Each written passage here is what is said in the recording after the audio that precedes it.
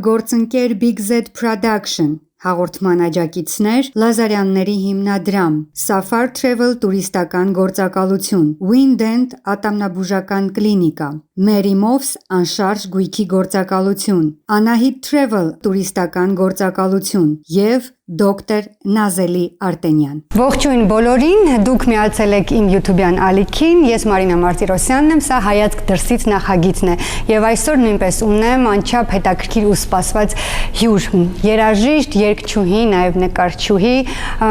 մարդ ում ձայնը հնարավոր չէ շփոթել, մարդ ում երգերը բոլորս գիտենք և սիրում ենք և երգում ենք, մարդ ով անչափ մտահոգված է և անհանգստանում է մեր հայրենիքի համար, արվեստագետ, նաև արվեստասեր, Հայաստանի Հանրապետության վաստակավոր արտիստ Շուշան Պետրոսյանը, ողջույն, սիրելի Շուշան Պետրոսյան ջան, շատ շնորհակալ եմ հարցազրույցի հրավերը ընդունելու համար, չմերժելու համար և իհարկե այս անգամ առիթը չէի կարող բաց թողել, երբ իմացա, որ դուք Մոսկվայում եք կրկին ու հուսամ այսօր անչափ հետաքրքիր անմիջական այսպես փոքրիկ զրույց կունենանք, ինչի համար հրավերի համար, շնորհակալ եմ։ Եվ շատ շնորհակալ եմ իմ գործընկերներին, Big Z Production-ին, ով կարողացավ կազմակերպել մեր Արփինե Հակոբյանին սիրելի, որովհետև ես գիտեմ, որ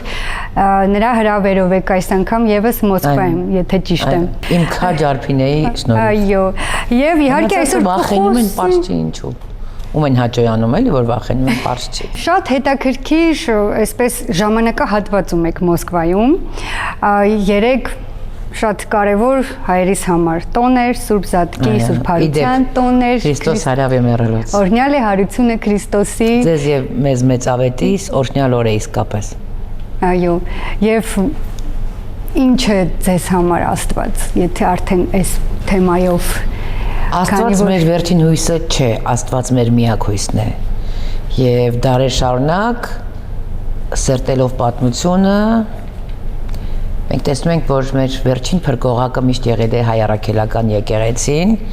եւ այո, միանշանակ հայ առաքելական եկեղեցի, վեհապար հայրապետ եւ ես իր կողքին եմ, մեր եկեղեցու կողքին եմ, ես այդ եկեղեցու հոտից եմ, ես այդ եկեղեցու հոտի գառներից մեկն եմ եւ ինձ համար պարգև է գիտակցորեն գնալ այդ ճանապարհով, որովհետեւ աշխարհի ամենամեծ սիրո պատմությունն է Աստված եւ հիշել, որ մենք առաջինն ենք քրիստոնեությունը ընդունել միայն կենացներում, աղբերս մենք առաջինն ենք, չէ, այդ մի հիշեք, այդպես ապրեք, քրիստոնեավայել ապրեք, սիրելով, որովհետեւ Աստված սեր է։ Սա հենց այն է, ինչպես որ ես ապրում եմ եւ դες պիտի ասեմ, որ վերջին ինձ համար դժոխային տարիներին, դժոխային, որովհետեւ դժոխք է ապրել մարդկանց ղեկավարության ներքո, ովքեր որ չեն սիրում քո հայրենիքը, ովքեր որ չեն կարևորում հայ առաքելական եկեղեցու խորհուրդը, ովքեր որ չեն կարևորում պետականամետությունը, հայրենասիրությունը, դա դարձել է ծիծաղի առարկա։ Այդ ամեն ինչը ինձ համար անհասկանալի է եւ ինձ պահել է սերն առ Աստված, ինձ պահել է սերն առ հայ առաքելական եկեղեցի, Տեր մեր հայրապետ վեհապար։ Իսկ ինձ հետաքրքիր է ձեր աղոթքներում ավելի շատ խնդրանք է, թե շնորհակալություն։ Ներողություն է։ Որովհետև մենք շատ մեղք ունենք։ Աստծո անսահման սերը ճարաշահելը հասցնում է նման արդյունքների, երբ որ չար ես, երբ որ հայացքդ կողքինի գրպանին է, երբ որ չես ուրախանում, երբ որ կողքինդ հաջողում է, երբ որ զազրախոսում ես, երբ որ բամբասում ես, երբ որ հայոյում ես, իսկ դա անընդհատ է, դա մեղք է։ Չեմ ասում, որ ես հրեշտակ եմ, վերջին 8 տարիների ընթացքում ես էլ եմ լիքը փիս-փիս մեղքեր ձեռք բերել, այսինքն ուղղակի իրավիճակներ են, որ չես կարող բարեկիրթ արտահայտվել, ասենք երբ որ մի ամբողջ սերունդ կոտորվում է, չես կարող բարեկիրթ կեցվածքով ասել, ինչքան սխալ բան եղավ, չէ, ասում ես, ձեր հերն եմ անի, ձեր անհայրենիք շանորդիկ, ես ինչ արեցիք։ Ես հրեշտակ չեմ, բայց ես գիտեմ, որ գլոբալ առումով մեղք շատ ունենք։ Բայց այնուամենայնիվ մեր շրջապատում կան շատ լավ մարդիկ, շատ մեծ սրտով մարդիկ, ովքեր պատրաստ են օգնելու, ովքեր պատրաստ են հաճելին անելու, ինչ որ բարի գործ անելու եւ այսօր հենց այդ առիթներից մեկը նաեւ այս գեղեցիկ պայմանական տաղավարը մեզ տրամադրելու համար Ես իհարկե կարդինալ Հոլին եմ շնորհակալ տնօրինությանը, որովհետև շատ նրբաճաշակ տեղ է եւ ինձ համար շատ կարեւոր է որ հայրենասեր մարդիկ են աշխատում եւ աշխատացնում Կարեն Սարգսյանի եւ ողջ անձնակազմին, որովհետեւ շատ ջերմ ընդունեցին եւ իհարկե հայաց դրսից նախագծի կողմից, քանի որ մենք օրացույցում այսօր ապրիլի 6-ն է եւ վաղ արդեն շատ գեղեցիկ եւ սկսվում է տղամարդկանց 11 ամսյակը։ Այո, բայց շատ գեղեցիկ տոն է, մենք չենք կարող ձեզ հյուրընկալել առանց ծաղկե փնջի։ Ես ուզում եմ որ մեր հաղորդման գործընկեր Անյուտի Նգլասկի ծաղիկների բուտիկի կողմից եւ մեր կողմից այսպես պատրաստված այս գարնանային նույնքան վառ ինչպիսին դուք եք այս ծաղկե փունջը Ալեսիա Մանուկյանի պատրաստած ձեր տնօրենն է ձեզ սիրով ես վստահ եմ որ այն ժպիտ ու լավ էմոցիաներ կփոխանցի ձեզ շատ գեղեցիկ է ես պիտի խնդրեմ որպեսզի այն լինի ուղղակի իմ առջև որովհետեւ սա այսպես ինքը գարուն է եւ շատ գեղեցիկ է շնորհակալ եմ եւ վաղը մայրության ու գեղեցկության տոնն է ինչպիսին է հայ մայրը որովհետեւ դուք էլ մայր եք երկու որդիների զավակների մայր եք ինչպիսին է այսօր հայ կինը հայ մայրը եւ ինչն է պակասում գիտեք երբ որ պատերազմը դավաճանաբար պարտվում ես երկրի տղամարդու մեջ կկոտրվում է Երբ որ դա դավաճանաբար է, դա բնականաբար տղամարդու ընտրած ճանապարհը չի։ Դու դավաճանաբար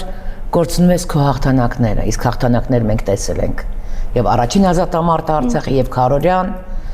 այդ հաղթանակը տղամարդկանց մեջ կպինդ է պահում։ Եվ երբ որ տղամարդկանց մեջ կա ինչ որ ապիկար կոտրում է, հայրենիքից, հողից, բան չհասկացող, շատ հեշտ բաժանվող ամեն մի սրբազան կտորից, իսկ ամեն կտորը ինձ համար դա սրբազան է։ Որովհետև մեր երկիրն ավետյաց երկիր է եւ դա հիմա կներեք, բայց լոպազություն չի, դա պատմություն սերտ է, կարդացեք մի քիչ։ Երբ որ կարծիք եք բարձրաձայնում, ձեր ցավը տանեմ։ Երկու բան կարդացեք, պատմություն սովորեք։ Տեսեք թե ինչ սխալներ են եղել, տեսեք թե ինչ դեր է ունեցել հայ առաքելական եկեղեցին, երբ որ դարեր շարունակ պետականություն չենք ունեցել, եկեղեցին է մեզ պահել։ Եվ այսօր էս անհայրենիքները թիրախավորել են նաեւ հայ առաքելական եկեղեցին։ Եվ այս իրավիճակում կնոջ դերը գիտեք որն է կինը դառնում է ավելի ուժեղ միշտ չեմ սիրել եւ վուլգար եմ համարել տղամարդ աղջիկ արտահայտությունը իմ համար շատ են ասում դա բայց ով է ասել որ սկզբունքներ ունեցող հայրենիք սիրող մարդը պետք է անպայման տղամարդ լինի այսինքն կինը պետք է տղամարդ աղջիկ լինի ունեմ սկզբունքներ ճշմարտությունը մեկն է կինս թե տղամարդ ճշմարտությունը մեկն է եւ անքննելի է Եթե գնում ես ճշմարիտ ուղիով, ուրեմն քեզ ոչինչ չի կարող կոտրել։ Եթե այս կողմերը կա քո բնավորության մեջ, այս գծերը, դա նշանակում է որ դու ուղղակի ուժեղ մարդ ես, բայց ես տղամարդ լինել չեմ կարող եւ չեմ սիրում այդ տղամարդ աղջիկ արտահայտությունը։ Ուղղակի սկզբունքային եւ ուժեղ մարդ։ Ուժեղ մարդ, այո։ Երբ որ տղամարդոտ մեջ կկոտրվում է, ավելի ուժեղ ես դառնում։ Դա բալանսը պահելու համար է։ Բայց նաև մի ուրիշ բալանս էլ կա, որը խախտված է, այսինքն չարիքը հիմա գերիշխում է մեր երկրում, հա։ Բնականաբար ուղեցրից, որ դուրս եկար, կկործանվես։ Ուրեմն բալանսի պիտի գա, որովհետև Աստված միշտ հաղթում է։ Միշտ վերջում հաղթում է։ Մենք շատ փորձություններ ենք անցել։ Մենք մի ամբողջ սերունդ ենք կորցրել։ Մենք կորցրել ենք տարածքներ։ Մեր Արցախն ենք կորցրել, կորցնում ենք տարածքներ Սյունիքից, հա, իշխանասարը բանտված, Տավուշից, այդ մեր միսնոարունն է, այդ ամեն մեկը, ինձ որ ասում են, այս Արցախն էլ է իմը, բայց Աստված մի արածց է, նման փորձություն լիներ Շիրակում, ես նույն ողբերգությունն էի ապրել, որովհետև ես կարկատաններով չեմ սիրում հայրենիքս, ես իմ հայրենիքն եմ սիրում, այնքան եմ սիրում, որ այսօրվա այս ողբերգական վիճակը, որ ինձ ուզում եմ գրկեմ իրան պահեմ, որ որևէ բան չպակասի, որովհետև ֆուտբոլի գնդակ են դարձրել երկիրս։ Մի խումբ անհայրենիքներ, որ ոնց ուզում խփում են գնդակին։ Կնոջ դերը կարծում եմ պարզ բացատրեցի։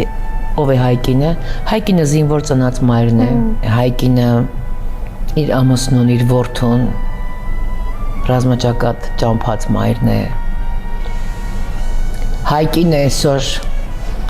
չարիքի դեմ կռվող որդեկորույս մայրն է, որը կյանքի իմաստը մոր իր զավակն է, չէ՞։ Ինքը այդ ամեն ինչը կորցրել է, բայց ճշմարտության համար կռիվ է տալիս։ Այդ էլ է Հայկինը։ Հայկինը հայրենասեր երկրի հողի իմաստը, խորհուրդը հասկացող զավակ մեծացնող կինն է։ Հայկինը շենը տաք պահողն է, օջախի կրակը վառ պահողն է։ Հայկինը տղամարդու ուսին հենված լինելն է, երբ որ տղամարդը թույլ վիճակում է, եւ նաեւ այդ ուսի տակ ծվարածն է, երբ որ տղամարդը կայուն եւ պինդ վիճակում է։ Ես ուզում եմ շնորհավորել բոլոր կանանց ապրիլի 7-ի Մարիամ Աստվածածնի օրվա խորհրդով ձեր զավակներին առողջություն, ձեզ կանացի երջանկություն, նաև առողջություն բոլոր ձեր սիրելիներին ու մերձավորներին, որովհետև Հայկինն էակն է, որ որևէ մեկի մոտ երբ որ ինչ-որ բան կարգին չի, ինքը կենտրոնանում է այդ դրա վրա, այսինքն լիարժեք հանդարտ վիճակ երբեք չի լինում, միշտ ինչ-որ մեկի ցավով տառապող կամ ինչ-որ մեկի խնդրով իրենց անհրաբեռնած մարդն է։ Մի քիչ ձեզ համար ապրեք, դուք սիրո եւ հարգանքի արժանի եք, սիրում եմ ձեզ եւ քանի որ զզվում եմ բոլոր ֆեմինիստական շարժումներից, ինձ համար տանտերը տղամարդն է եւ կինն էլ նրա կողքինն է, նրա կողքի էակն է, որ ապահովում է ջերմությունն ու սեր։ Ուզում եմ, որ դուք լինեք սիրո մեջ, գնահատված եւ ձեր տղամարդկանց կողքին ձեզ թույլ զգաք։ Սիրելի Շուշան, եւ այս այցի մասին մի փոքր խոսենք։ Այս անգամ Մոսկվա եկաք համերգներով, ելույթով, ինչ էմոցիաներ, ինչ արտառոց, ինչ որ դարձյալ Արփինեի հրավերով։ Այո։ Ինչ քաջ աղջիկ է, չէ՞ Արփինեն։ Ինչպես հաղորդման սկզբում նշեցի, շատ ուրախ եմ, որ իրեն ծանոթացա։ Դե քեզ հետ բաղուց ենք ծանոթ, միասին բազում բեմեր ենք լցրել մեր մշակույթով։ Բայց անցած տարվա Արփինեի համերգը եւս եղավ նորից առիթ ավելի մտերիմ, վերամտերմանալու եւ վերհիշելու շատ բաներ, ես էլ սիրել եմ։ Ես շատ սփյուռքի շատ օջախներում եմ եղել, աշխարհով մեկ։ Միայն անցյալ տարի հյուրախաղեր եմ ունեցել Կիպրոսում, Բեյրութում, Աբու Դաբիում եւ ամենտեղ կա, երբ որ այդ հայապահպան գործը կա, գործոնը իհարկե կա, բայց Մոսկվայում, որը այդքան վիզայի խնդիր չկա, այսինքն քեզ կարող ես թույլ տալ հաճախ գնալ գալ, իր մաքրամաքուր նվիրումը հայապահպանության գործին, ինձ մոտ ոչ միայն հարգանքի, այլ նաև մեծ սիրո եւ գնահատանքի զգացում է առաջացնում։ Վարձքը կատար Արփինեի շշմելու բան է եւ նախընտրությունը երաժշտության վարպետներին դիմելու, ասենք ինձ շատ ուրախացրել է մի պահ, որ հիմա շուտով հունիսին կկայանա այստեղ, ինձ որ ասեց ով է հրավիրված, ես ուղղակի երջանկությունից սենց գրկել եմ իրեն, ասի կեցես դու որ սենց վարպետի ես կանչում, չէ դա ես չեմ, ինձ համար միևնույն է, դա ինձ համար հայերեն մտածող, հայեցիություն տարածող արտիստների գործընթացի մեջ լինելն է կարևոր եւ Արփինեի քաջությունը ինչու եմ նշում, որովհետեւ շատ-շատերը վախենում են ինձ հրավիրել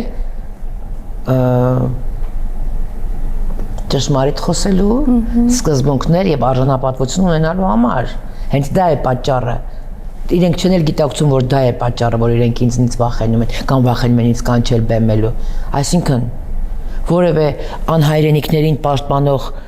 հանդիսատեսի կորցնելու ահով դուք ինձ վախենում եք, այդ անհայրենիքներին պիտի դաս տալ, ինչպես որ Արփինեն արեց անցյալ տարի։ Մարդիկ կային, որ ասել էին, որ չենք կա, ասել էր մի եկեք, բայց եկել էին, լսել էին համերգս եւ շատ-շատերը դարձի խոսք էին ասել, որը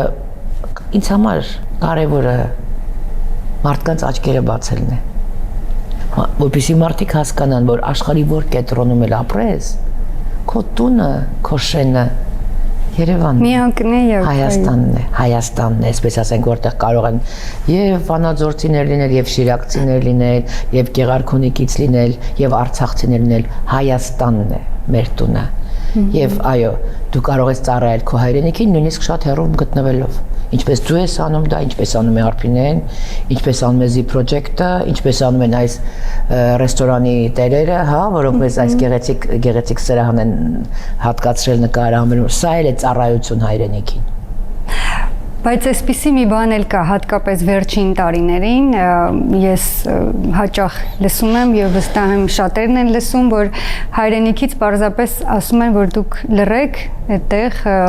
այսպես Հայաստան-Սփյուռք կապը մի քիչ սենց կտրվել է, մի քիչ հեռացել է, այսինքն մենք կարծես թե ձայն իրավունք չունենք, բայց չէ որ այդպես չի։ Ով է ասում։ Ես ինքս լսել եմ։ Սուդի Իհարկե։ Ով պիտի որոշի, մի հատ ինձ կարող եք ասել։ Սովետների ժամանակ էլ մենք համարում էինք փակ համակարգ, 74 տարի մենք ապրել ենք Երկաթե բարակույից այս կողմ։ Բայց երբեք Սփյուռքի հետ կապը չի կտրվել։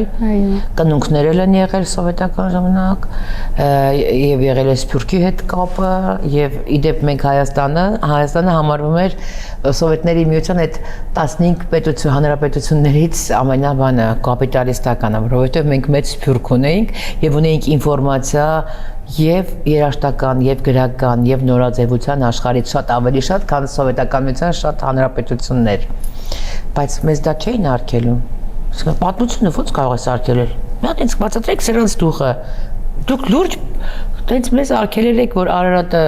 սիրենք, որ Արարատը մերն է, լուրջ եք ասում։ Արգելել եք, որ Սփյուռքը մոռացության տանք, որ Սփյուռք չի եղել։ Դե մի հատ մամայի արև երթվեք, տեսնեմ լուրջ տենց հայտարարություններ եք անում, որ մենք մեր ինքնությունից հրաժարվենք։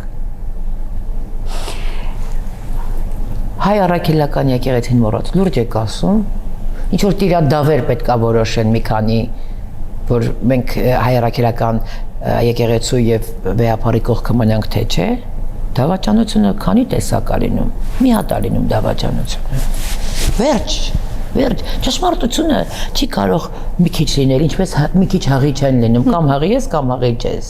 հայրենիքդ կամ սիրում ես, կամ չես սիրում, կամ հայ առաքելական եկեղեցու եւ վեհապար հայրապետի կողքին ես, կամ չէ։ Արցախը Հայաստան է ու վերջ։ Իշխանասերը մեր սյունած խենթանալիք սարն է։ Տավուշի բոլոր գյուղերը սահմանամերձ, որոնք որ հերթով անցնում են, դրանք սա հայկական տարածքներ են։ Արցախի մի մասը,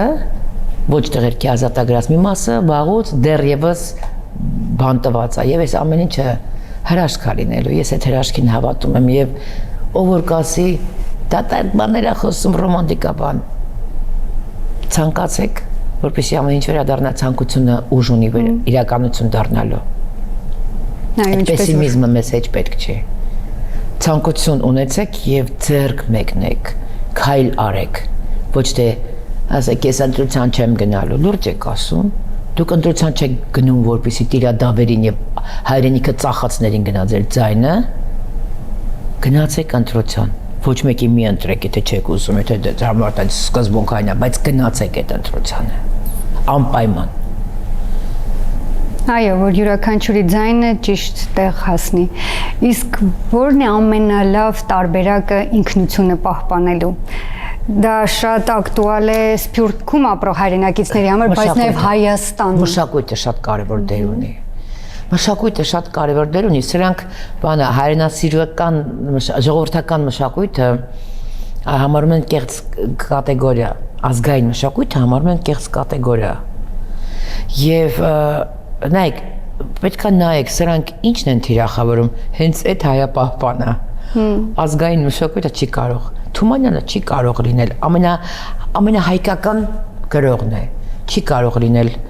կեղծ կատեգորիա, Համոսահյանը, որի պոեզիայից հողի հոտն է գալիս, չի կարող կեղծ կատեգորիա լինել, չի կարող այդպես լինել, մեր խմբերը ժողովրդական, որոնք որ պահպանել են ամբողջ մեծ երկրի մշակույթը ժողովրդական, Մարաթուկը, ակունքը, Հիմա ունենք կարինցիները, ունենք սասնածռերը լավ իմաստով խոսքի խումբը։ Այդ խմբերը անում են հայապահպան աշխատանք։ Մրոն ունի ֆանտաստիկ ծրագիր մեր Արսենը Գրիգորյանը, ֆանտաստիկ ծրագիր հայապահպանական։ Իր ոչ շատ փայլուն առողջությամբ այդ տղան ամեն անգամ մեքենայով քշում է, այս սահմանամերձ շրջանները ծրագիրներ է իրականացնում, ծրագրեր։ Տաղանդավոր երեխեքին հայտ է բերում, դա խալեգործություն է, դուք չեք պատկերացնում ինչ գործ են, մշակույթ, ամեն ինչ։ Անում է բան, ինչ որ ես արել եմ ժամանակին Արցախում։ Ես դրա մասին ուզում էի խոսել ձեզ հետ։ Գիտեմ, որ շատ հսկայական գործ եք արել, երբ դուք падգամավոր ժամանակ եւ միշտ եք արել, բայց հատկապես այդ շրջանում շատ գործեր եք արել, որովհետեւ մանդատը ունի ուժ։ Այո, ես ուզում էի հարցնել, գիտեք, ասում են, այ ձեր երկրպագուները, հա, մենք շատ մարդիկ լսել են, որ ինչու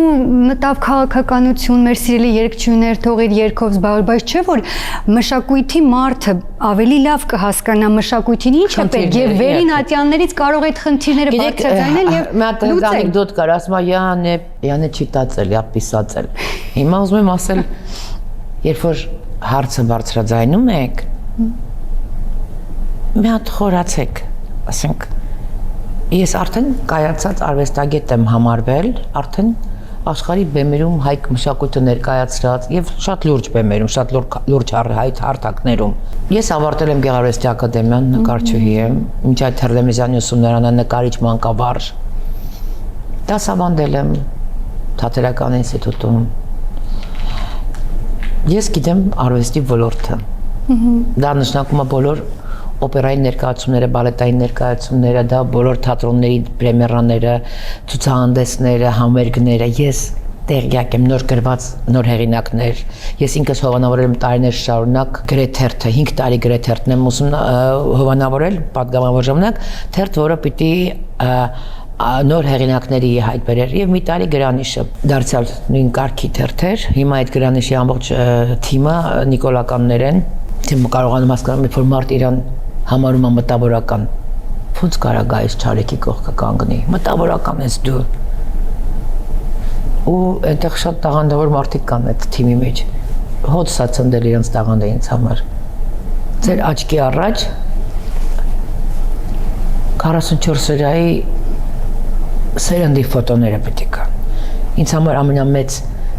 պատիժը, որ ես ունեմ Նիկոլի դեմ, դա իր երազներն են։ Ես ուզում եմ ինքը ամեն օր երազում տեսնի այդ տղերքի դեմքերը։ Ամեն Աստծո օր։ Այդ լուսավոր երեխեքին։ Որպես քրիստոնյա ավելին չեմ ուզում։ Դրանից ավելի դաժան բան ինձ թվում է չի կարող լինել։ Ինձ թույլ չեմ տա իրանց նման եւ իր թիմին, իրեն աջակցող թիմի այդ զազրախոսությունները, այդ փողով այդ ֆեյքերը, որ աշխատում են։ Փողով ո՞նց կարելի է դու փող ես ստանում, քո 30 արծաթը ստանում ես, հայոյում ես, ծաղրում ես, անիծում ես ու գնում ես այդ փողով հաց ես առնում, որ քո զավակը ուտի, դու հասկանում ես ինչ մեղքի մեջ։ Շուշան, բայց ես գիտեմ նաև, որ այդ հեղափոխությունից հետո եւ այդ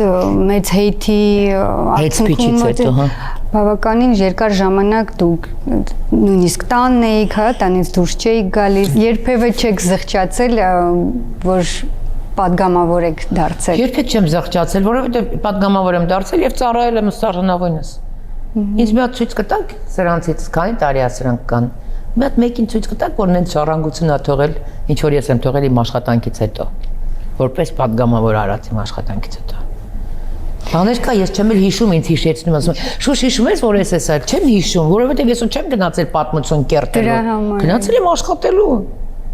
աշխատելու եւ աշխատել եմ։ Եվ ամենակարևորը Աստված ամեն ինչ գիտի։ Երբեք չեմ զղջացել, մի բան ասեմ, ասում է, ինչի քեզ պետք է, որ դարձար падգամավոր, ձեր ցավը տանեմ, ձեզ էր պետք։ Եթե սիրում եք հայրենիքը, ձեզ էր պետք, որովհետև ես 12 թվից մինչև падգամավոր լինելը 6.5 տարի, գրեթե 7 տարի падգամավոր եմ եղել, ես ինձ ոչ թույլ եմ տվել մենահամերգներ, ոչ թույլ եմ տվել տեսահոլովակ։ Իմ աշխատավարձը գնացել է միայն իմ ծրագրերին։ Եվ իմ մանդատը ինձ օգնել է, որ մեծ ծրագրեր իրականացնելու համար ես դիմեմ այս կամ այն մեկենասին։ Հասկանում եք։ Դիմել եմ եւ ինձ հավատացել են, որովհետեւ ամեն ինչ պատասխաններով, թղթերով, ստորագրություններով եկել է մաքուր եւ ազնիվ լինելուց հեշտ բան չկա։ Այդ օրերին շատ քիչ ժամանակ տնից դուրս չեմ եկել, բայց իրականում ես այն խելառը չեմ էլի, որ ինձ կարելի է վախացնել իմ քաղաքում, ես պետք է վախենամ։ Իսկ ես ինձ համարում եմ ուշադիր լսեք։ Մի անգամ այս նախադասությունը ասել եմ, սխալ էին մեկնաբանել տգետները եւ հատկապես ֆեյքերը, որպեսզի սխալ բան արծածեն։ Երբ որ ես ասում եմ, որ ես իմ քաղաքի տերն եմ, ես ասում եմ դա հետեւյալ պատճառով։ Ես թողում եմ իմ քաղաքի համար։ Ես թուղթ չեմ գցում, չեմ թքում։ Ես արևածաղիկ չեմ չրթում ու գցում գետնին։ Ես սիրում եմ իրեն այնպես ինչպես իմ տունը։ Ես չեմ բավարարվում իմ դռան շեմի 4 մետլաղներով, որ մաքրում եմ, բայց ամբողջ մուտքը կեղտի մեջ կորած է։ Ես այդպես չեմ ապրում։ Ես սիրում եմ ամեն ինչ որ կապված է իմ քաղաքի հետ։ Իսկ այդպես միայն Տերը կարող է նման զգացողություն ունենալ։ Ես իմ քաղաքի Տերն եմ եւ կուզեի, որ յուրաքանչյուրը ձեզ այդպես համարեք։ Մի անգամ այս նախադասությունը ասել է եւ բնականաբար սխալ էին մեկնաբանել։ Մեկնաբանել էին այնպես, ինչպես իրենց հարմար է եւ բնականաբար ովքեր որ այդ խոսքի ազդեցության տակ ընկնող են, որովհետեւ սեփական միտք եւ մտածելակերպ չունեն, կառավարելի բիոմասա են, բնականաբար սկսեցին արծածել այս թեման ուռճացնել։ Կրկնեցի, ես իմ քաղաքի տերն եմ, որովհետև ես այն սիրում եմ իմ տան նման։ Քանի որ ես այդպիսի զգացողություն ունեմ, ես մտածեցի, որ ես բոշաները պետք է որոշեմ, ես իմ քաղաքում ուղղեցած մնամ կամ տենց դուրս չգամ, դուրս եկա Փարիզը սուրճի, չա, իմ տան ներքևը, եկի խելառ եմ։ Ասենք ինձ պատրաստ էին երեխեքիս հետ այրելու հրապարակում։ Հայրենիքս սիրելու համար։ Նժդեի գաղափարախոսությունը ընտրելու համար, Նժդեի գաղափարախոսությունը ընտրելով հանրապետական կուսակցությունը որպես կուսակցություն ընդունելու համար։ Նժդեի պես տղուն ոնց կարելի է չսիրել։ Հանրապետական դարձա, որովհետև 2000 թվին, իդեպ պատգամավոր դարձել եմ 12 տարի հետո։ 2000 թվին Արմեն Մազմանյանը իմ լուսահոգի ռեժիսոր ընկերը բեմադրեց Գարեգին Նժդե։ Եվ ամբողջ ներկայացումը կառուցված էր Նժդեի Վլադիմիրից գրված նամակների հիման վրա, որևէ տող փոխված չէր։ Եվ ես տեսա այդ նամակները Թորնոհին Գոհարը բերել էր փորձասենյակ, ես որ տեսա այդ ձեռագիրը, երբ որ տեսա այդ մտքերը, նկարի վրայի Նժդեից, որը պատրոն տաշով եւ գլխաշորով են տղանը, մի հատ հսկա փիլիսոփա, մտավորական, ցեղակրոն, իսկական հայ տղա, ասենց խենթած մորտոսյուս, նայեք, նույն հեղափոխությունը եղել է իմ համար, հայրենիքիս իմաստը հասկանալու, երբ որ կարդում էի 14 տարեկանում Ռանչպարների կանչը, փոխվեց ամեն ինչ իմ կյանքում։ Երբ որ 88-ին սկսվեց Արցախյան շարժումը, ես գնացել էի գիտակցաբար։ Ես գիտակցաբար էի գնացել, որովհետև ես Էրզրումցու թոռ եմ, ես Տիգրանակերտցու թոռ եմ, ես Մարաշցու թոռ եմ, ես Արցախցու թոռ եմ։ Ես գնացել էի գիտակցաբար եւ մի հատ ողբերգություն կա, որ երբ որ Արցախը ազատագրվեց, բոլորս երկրի ակունքներ ունեցողներս Արցախի օրինակով երազանք ունեինք, որ ամեն ինչ է գալու։ Այո։ Ես գիտեի, որ Էրզրումն է գալու մի օր Տիգրանակերտը, մի օր Մարաշը։ Հիմա Արցախն էլ բանտվեց եւ սիրելի հայրենակից, խնդրում եմ քեզ, հոգուտ մատաղ, չթողնես, որ Արցախի սպին փակվի, չթողնես, որ Արցախը սպիանա, անընդհատ բոկի հենց սպիանում, այդ կեղևը բոկի, ցավը պետք է զգանք, որովհետև եթե մոռացության տրվեց եւ օրինաչափություն դարձավ, դառնալու է մեր մեծ երկրի երազանքը եւ մեր կարոտը մենակ երկերով են կառնելու, չթողնես դա, խնդրում եմ քեզ։ Արցախը է գալու։ Անպայման։ Ես էլ եմ շատ ուզում։ Իմ տատիկի ու պապիկի գերեզմանն է այնտեղ, իմ մանկության օրերից կան շատ, մինչև 88 թվականը, հետո արդեն առաջին Արցախյանից հետո, երբ որ ծնողներս էլ առաջնագծում էին ու այդ հաղթանակը եւ հիմա կորուստը շատ Չեմ ուզում ավելի տխրենք, բայց այո, դուք ճիշտ եք։ Եթե մենք մոռանանք եւ թողնենք, որ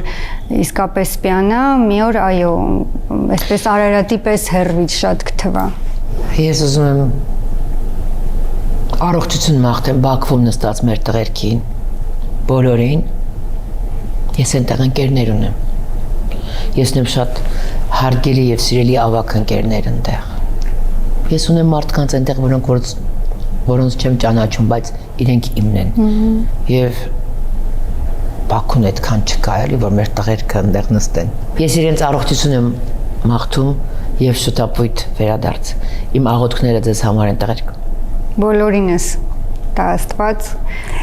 չեմ ուզենա, որ շատ sense տխուր նոտայով շարունակենք, որ չհուզվեք, որովհետև տեսնում եմ, որ շատ հուզված եք եւ գիտեմ, որ դուք ամեն օր եք այդ ներքին մտահոգություններով, ինչն է օգնում ձեզ, ես գիտեմ, որ դուք նաեւ շատ հումորով եք։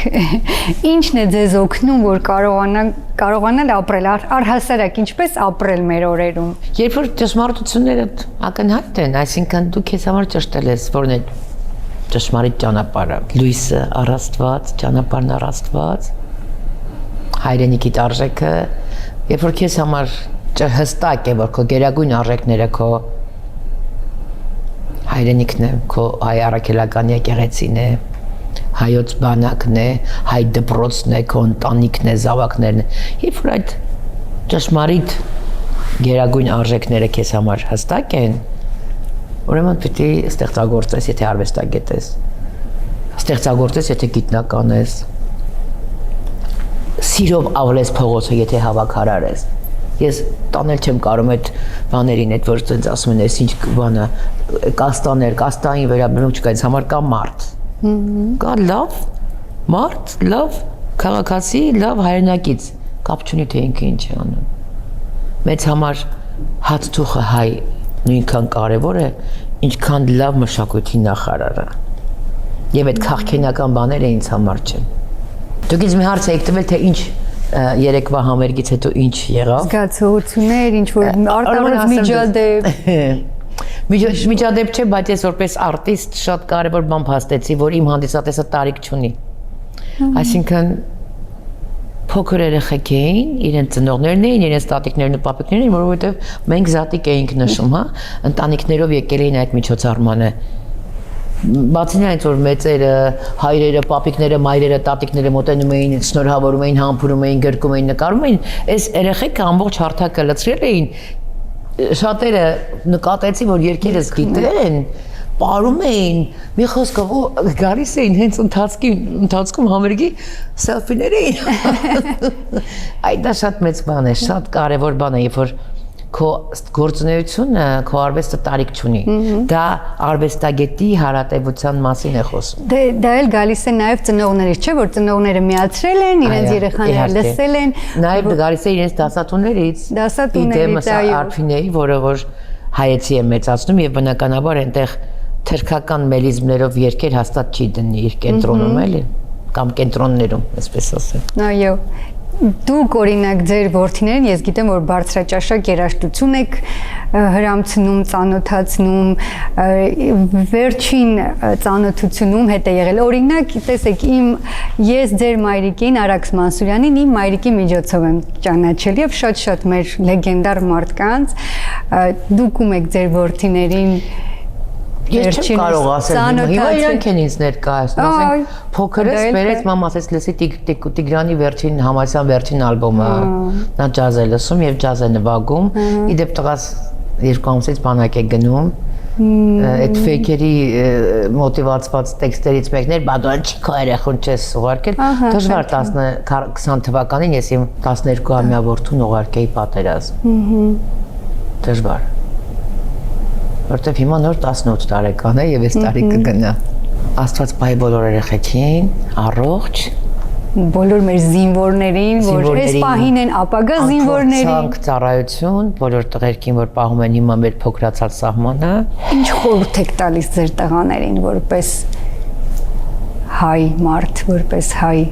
տղաներ, երբեք չեմ խորհուրդ տվել, իրենք մեծացել են իմ կողքին։ Իմ ծնողների կողքին, իրենց մորակրոջ կողքին իրենց կամավորագրված 6 երեխայի տեր եղբորս կողքին իրենք մեծացել են, այսինքն դա չես սովորեցնի, դա օրինաչափություն է գալիս է։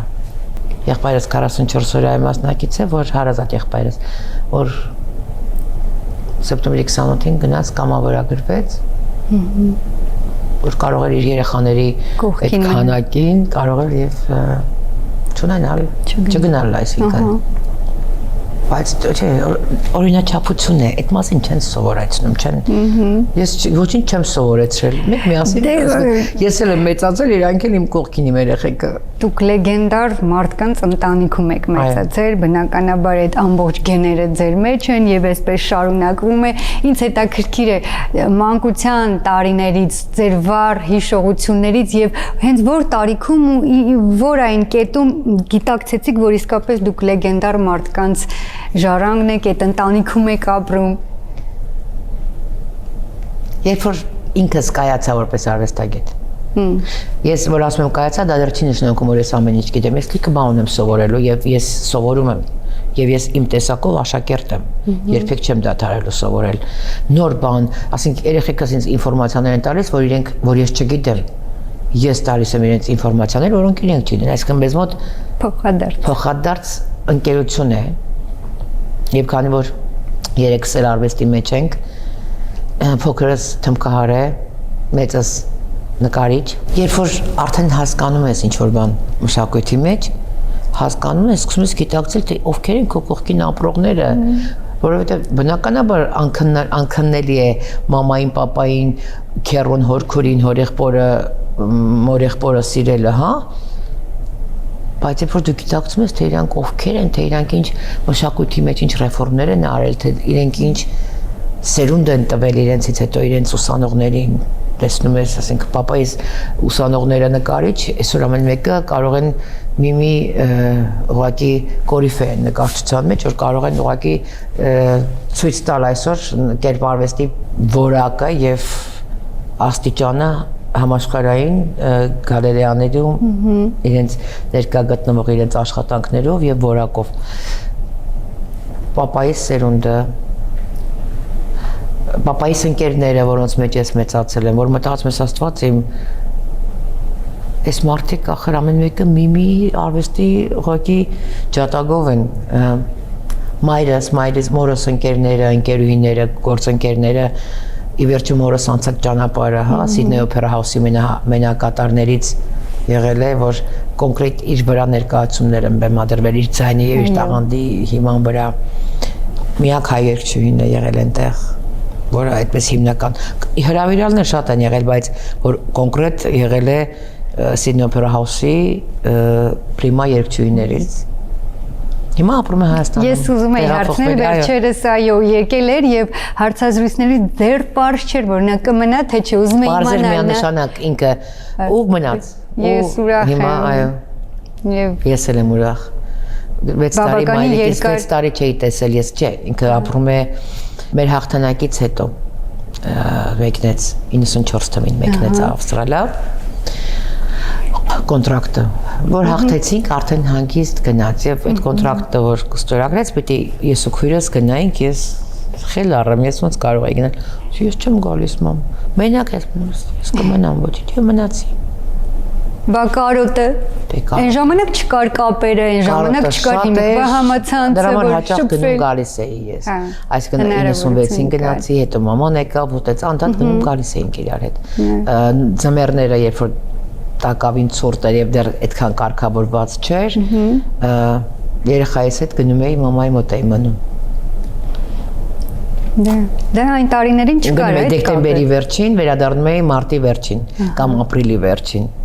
Այդպես տարիներ շարունակ եղել է, որ այդ տարին այդ ամիսներին եղել եմ Ավստրալիայում, հետո քույրս երբ որ տեղափոխվեց Լոս Անջելես, իրեն մոտ էի, բայց երբ որ տեղափոխվեց Նյու Յորք, ավելի շատ Նյու Յորքն եմ սիրում, այնտեղ ավելի մեծ հավեսով էի գնում, որտեղ Նյու Յորքը արվեստների քաղաք է ինձ համար,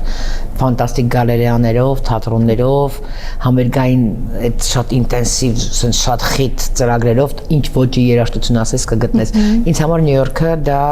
Երևանիցս հետո երկրորդ սիրելի քաղաքն է իր մշակութային առումով։ Ինչ երաժշտություն եք սիրում լսել։ Ջազ։ շատ ու լուրջ ջազ։ Հա, վերջին տարիներին շատ էսպես բարբերաբար բացահայտումներ եմ ինձ համար անում երաժշտության մեջ, ֆիլմերի առումով եւ այլն։ Մի քանի տարի առաջ շատ պատահական բացահայտեցի մի անգլիացի երաժշտի, դաշնակահար, երգիչ Բենջամին Կլեմենտին, որ ուղղակի ավանգարդ ոճում է, ջազ, ֆանտաստիկ, ինչի համար ես իրան գտա պատահաբար, բավականին երիտասարդ է, բայց վաղուց կար արդեն։ Ես փնտրում էի Nemesis ծրագիրը, հայտնի, իմ շատ սիրելի ծրագիրը։ Այո, Թեյլերյանի եւ մեր այդ ամբողջ ծրագրի հետ կապված ինչ որ բան էի ուզում ճշտել, նորից վերընթերցել եւ այլն եւ պատահաբար Nemesis հոլովակ եկավ եւ այդպես այդ տղան երգում էր հենց երգի անուններն եմ ու այդպես բացահայտեցի։ Երեք բացահայտեցի Տիգրան Ժամկոչյան երգիչ կա ես հետդ կգամ եւ ես բացահայտեցի որ դա իր համար եղել է այսպես կատակային ինչ որ մի իմպրովիզ բայց ինքը հայտնի է դարձել այդ երգը բայց ֆանտաստիկ լուրջ երաժիշտ է ես այս տարիքում բացահայտեցի դա հիմա որ խնդրեմ այդ երգեն ջազային ոճով ինչպես կհնչի օրինակ հնարավոր է թե չէ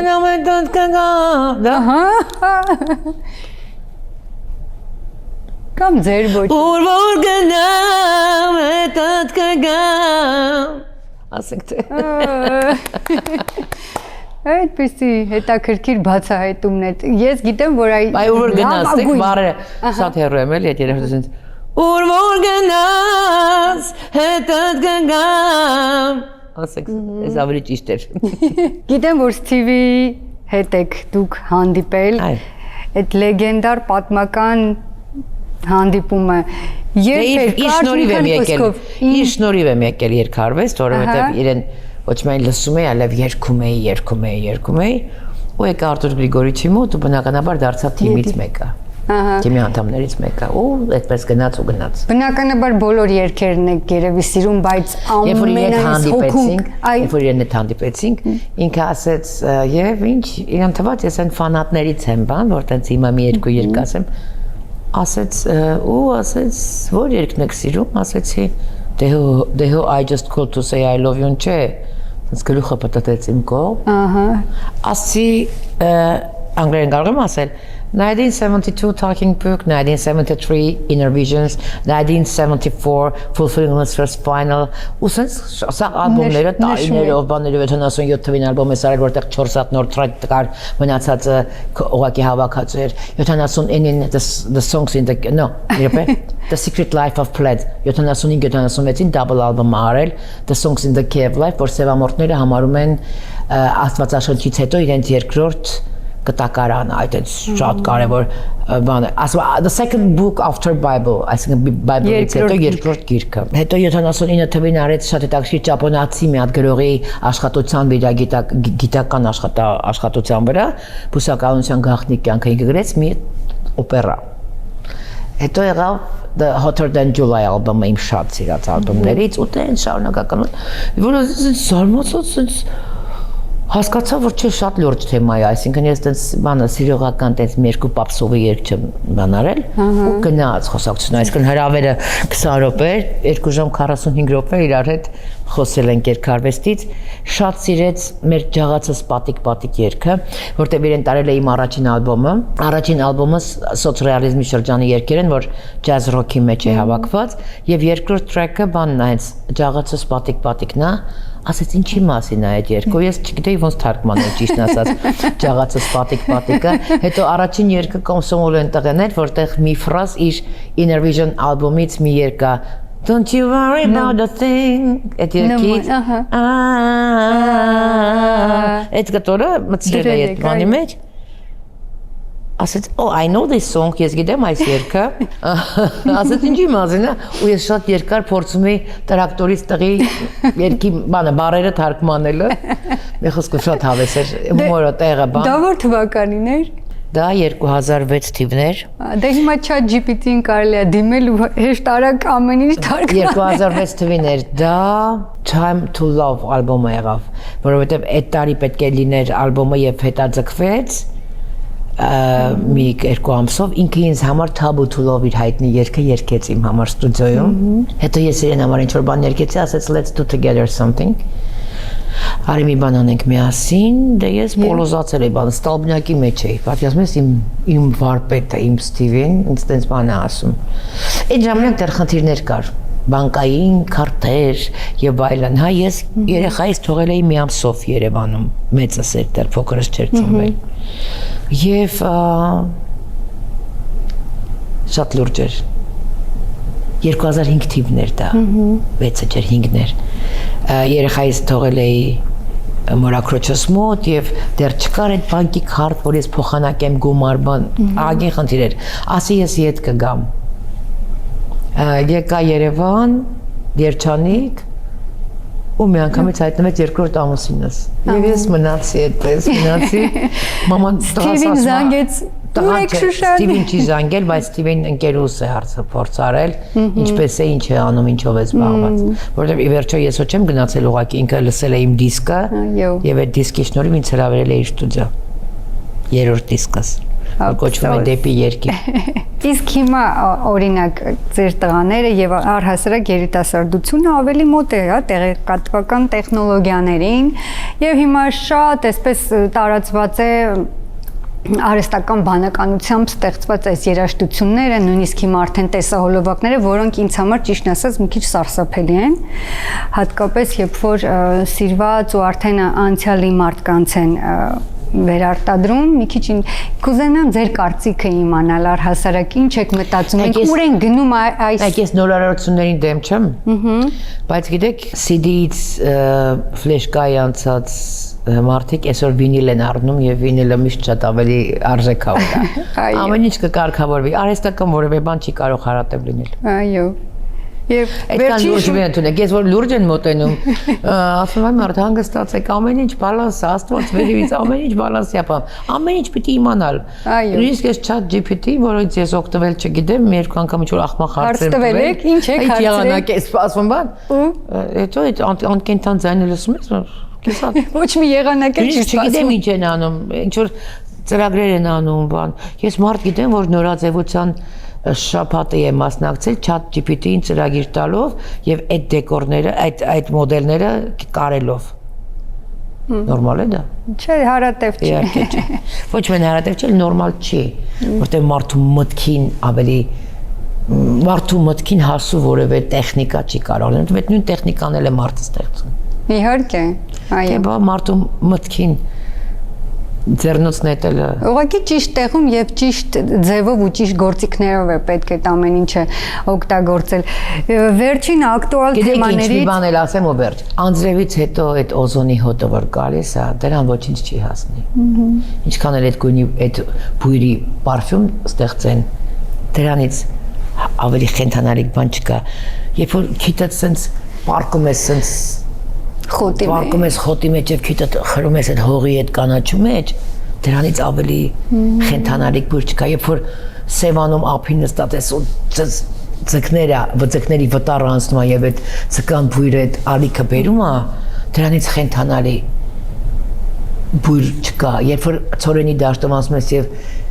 սկսում է ցորենի դաշտը փայլել նաև փայլից բայցի այդ բար բռնելը դրանից խենթանալի շարժում չկա ինչ տեխնիկա ուզում եք ստեղծել երբ որ խնձորը կրծում ես այդ խնձորի հյութը sense մեր դեղցը ուտում ես մեր իսկական ոչ թե բաներում մեն ջերմոցներում ծածած վարունգը կտրում ես այդ թարմությունը դրանից մեր կանաչու նման հոտ ոչ մի տեղ չկա Ինչքան ուզում եք տեխնոլոգիաները խառնենք, բնության դեմոց կարելի է կռվել Աստված կատարյալ է ստեղծել բնությունը։ Տեսեք էլի եկանք Աստծուն։ Այո, եկանք Աստծուն։ Եվ վերջին այսպես ակտուալ թեմայից կուզեմ հարցնել, վերջերս կայացավ Խազեր մրցանակաբաշխությունը, բայց այսպես շատ հոլովակներում, հա, ֆոտոներ եւ այլն, ես ձեզ չտեսա, գուցե սխալվել եմ, բայց ուզեմ իմանալ դուք չեք եղել։ Չէ, ոչ անցյալ տարի, ոչ այս տարի։ Հրավեր եղել է դուք եք հրաժարվել թե հրավեր եղել է իհարկե ես ինձ հետաքրքիր չուղղակի Եթե օրինակ լիներ հնարավորություն ինչ որ արտառոց գերբնական ուժ ունենալու ինչ կուզենայիք որը կուզենայիք ունենալ եւ ինչ կանեիք Ինչ կանեի Այո Քանի երազանք պետք է ունենամ։ Քանի երազանք, երևի մեկը։ Քիչ է։ 3 Աստված Սուրբ Երրորդություն։ Եթե մեկը ուզենամ, դա բոլոր հայերին իսկական քրիստոնյա դառնալը կմաղթեմ։ Սա հարցերը կկարգավորվի բոլոր հայերին։ Եթե հայ չի եւ քրիստոնյա չի, եթե հեշտ է բոլոր հայերին եւ այսօր Հայաստանում ապրող հայերին իսկապես քրիստոնեաբայել ապրելն է, որովհետեւ բոլոր հարցերի պատասխանը մեխանիկորեն կկարգավորվի։ 1 Եթե ունենամ 3-ը, դա կլինի առաջին երազանքս, եւ երկրորդ ինձ համար շատ կարևոր երազանքը բոլոր իմ սիրելիները, մերձավորները, ընտանիքս, մայրս, երեխեքս, հարազատներս, եղբայրս, քույրս, եղբորս, զավակները, ընկերներս, բարեկամներս, սիրելիներս, հոգուս ջիգարիս կտորները, բոլորը առողջ, երջանիկ, գործերում հաջողակ եւ անփորձանք լինեն։ Երրորդը, որ ես առողջ լինեմ։ Որ ես առողջ լինեմ, որովհետեւ ես վերջին տարիների ստրեսները, պատերազմից հետո իմ առողջության հետ շատ լուրջ հետևանքներ ունեցա եւ ես ուղղակի ուզում առողջ լինել, որովհետեւ նյուգամոն ես զինվոր եմ իմ տեսակով։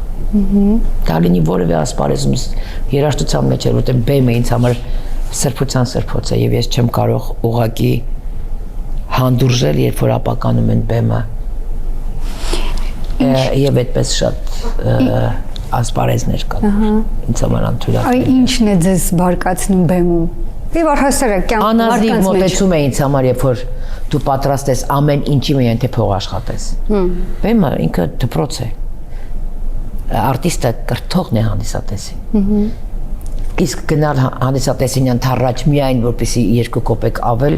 վաստակես։ Հանդիսատեսը հեչ կարևոր չի որ պրոֆեսիոնալ լինի, հանդիսատեսը հեչ կարևոր չի որ ինքը հիպեր գիտելիքներ ունենա մշակույթից, երաժշտությունից։ Ինքը սիրում է երաժշտություն։ Դու իրեն պիտի կրթես։ Ոչ թե գնաս իրան ընդառաջ եւ երգես այն ինչի իր ուղեղը հասու է։ Որտեղ իր ուղեղը կարող է եւ բոլորին ոչ պրոֆեսիոնալ բաների հասու լինի, անճաշակ երաժշտություն հասու լինի, մարդը այդ է սիրում։ Իրեն դրա համար չես մեղադրում ես արվեստագետին, որը անազնիվ է բեմի հանդեպ, որտեղ բեմը դա ինքը առաքելություն ունեցող տարածք է, ինքը կրթում է, մշակույթի տարածքը մշակն է, որը մշակում է հանդիսատեսին, ունկնդրին, ակնդրին, նույնը կերպ արվեստի մեջ, նույնը թատրոնում, այս է ինձ համար բեմը։ Եթե ունենայիք ժամանակի մեքենա, որ ժամանակ կգնայիք, գուցե անցյալ կամ ապագա, չգիտեմ, երևի անցյալ, որովհետև հարցս նաև շարունակություն ունի եւ ականավոր մարդկանցից ում հետ կուզենայիք հանդիպել։ Ժամանակը հետ կտայի, բայց որևէ մեկին չհանդիպելու համար 94 թվի մայիսի 28-ը կուզեի լիներ։ Երբ որ մի քանի օր առաջ դրանից հաղթանակի պայմանագիրներ կնքվել մեր, կասեցվել էր պատերազմը, մենք հաղթել էինք եւ երկի թատրոնը դեռ երիտասարդ երգում էինք մեր բանակի հաղթանակած բանակի այդ զինվորների, գեներալների, հրամանատարների համար երգում էինք եւ այդ օրը որոշվեց, որ բանակի հիմնը կդառնա երազիմ երկիրը։ Այդ օրվանից կուզեի լինել։ Այդ օրվանից կուզեի որ լիներ եւ շատ-շատերը կոնկրետ անձիկ հիշեին այդ օրը եւ առանց սխալների շարունակվեր մեր ճանապարհը։ Այդքան բան։ Սիրելի Շուշան, ձեր հետ շատ երկար կարելի է խոսել, շատ թեմաների շուրջ, որովհետև շնորհակալ եմ սիրով։ Ես էլի կվերադառնամ, մենք էլի կխոսենք եւ ռադիկալ այլ թեմաներ կշոշափենք եւ հուսամ, որ հաջորդ անգամ երբ որ հանդիպենք, ես խոստանում եմ, լավ վիճակում կլինենք ավելի։ Դա Աստված։ Աստված առաջ։ Մենք միշտ սիրով սպասում ենք ձեզ, Մոսկվայի հայ հանդիսատեսը միշտ սիրով սպասում է ձեզ, այնպես որ մեր հեռուստադիտողներին, իմ հետևորդներին ասենք մնանք բարով, մինչև մյուս հանդիպում։ Շատ շնորհակալ եմ եւս մեկ անգամ հրավեր ընդունելու համար։ Աստծո լավ մնացեք։ Շնորհակալ եմ Անչոք։ Ես եմ շնորհակալ ու մի շատ կարևոր բան։ Մեր ազգի ողբերգությունը մի հատ անեկդոտ կա, Այդ ողբերգությունը այդ մի անեկդոտով ասում է։ Ասում է մտում գործերս լավ էին, հարևանս էլ ավտո է առել։ Սա ողբերգությունն է, ուրախացեք, որ ավտո է առել։ Բարի ճանապարհ մաղթեք ու մի հատ էլ 10,000 դրեք կամ 5,000 եթե։ Դու այ մարդ 1000 դրամ դրեք, լավ բարեմաղթանքներ տվեք։ Դա ողբերգությունն է, երբ որ չարանում ես կողքինիդ հաջողությամբ։ Դու քո դարբնում քո նալը մշակիր։ Քո եթե հյուսն ես, քո փայտը մշակիր։ Եթե մշակ ես, հողդ մշակիր։ Բերք դուր։ Ուրախացիր քո գործով, էներգիա ծախսիր քո գործի վրա, ոչ թե չարացիր կողքին այդ հաջողությամբ։ Այդ մեր ողբերգությունն է, այդտեղից է պետք սկսել։